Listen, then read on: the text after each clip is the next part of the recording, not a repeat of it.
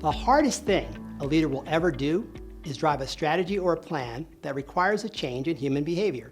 Yet, when it comes to executing that strategy, successful leaders will follow 4 natural laws. We call these the 4 disciplines of execution, and they are focus, leverage, engagement, and accountability. Let's start with focus. Discipline 1, focus on the wildly important. The team selects one wildly important goal or WIG instead of attempting to focus on a dozen goals simultaneously. You don't ignore your other work. You simply place emphasis or specific treatment on what you want to significantly improve. This is counterintuitive for most intelligent and ambitious people. You genuinely want to do more. You especially want to work on your latest good idea. Yet, there are always more good ideas than there is capacity to execute. The wildly important goal is the most important objective that won't happen in the course of your day-to-day business activity. You define this goal identifying where you are now, where you want to be, and by when you want to get there. Starting line, a finish line, and a deadline. Now you have a single measure of success, and it's the first step to creating a winnable game. Discipline 2 is the discipline of leverage. Act on the lead measures. All goals are measured by 2 kinds of metrics.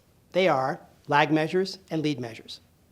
Lag measures are usually the things that keep you up at night: revenue, profit, quality, customer satisfaction.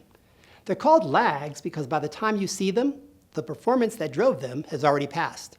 You can't do anything to fix them. They're history. In contrast, lead measures track the critical activities or high-performance behaviors that drive or lead to the lag measure. Lead measures predict the success of the lag measure. Team members can influence the lead measures. Think weight loss. Which activities or lead measures will lead to weight loss? Diet and exercise. The combination of diet and exercise are predictive and influenceable on the success of weight loss. The challenge in most cases is not knowing what to do, diet and exercise, but consistently tracking the key metrics around those behaviors. How many calories have you consumed and burned? A word of warning. Even the smartest people can fall into the trap of fixating on a lag measure they can't directly influence. Lags are easy to measure, and they represent the result. Think of a lead measure as a lever that moves your wildly important goal. Discipline 3 is the discipline of engagement. Keep a compelling scoreboard. A compelling scoreboard tells the teams where they are and where they should be, information essential to problem solving and decision making. This discipline harnesses something we know about human behavior. People play differently when they are keeping score. If you doubt this, watch a group of teenagers playing basketball. See how the game changes the minute scorekeeping begins. It's not a subtle change. The team needs the encouragement of seeing the progress in real time. People are engaged when they can see the results. People perform best when they are emotionally engaged, and the highest level of engagement comes when people know the score, whether they are winning or losing the game. The best scoreboard is designed for, and often by, the players. A player's scoreboard is quite different from the complex scoreboard coaches love to make.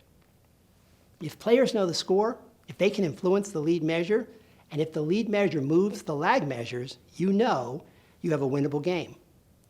Disciplines 1, 2, and 3 are nothing more than a formula for creating a winnable game.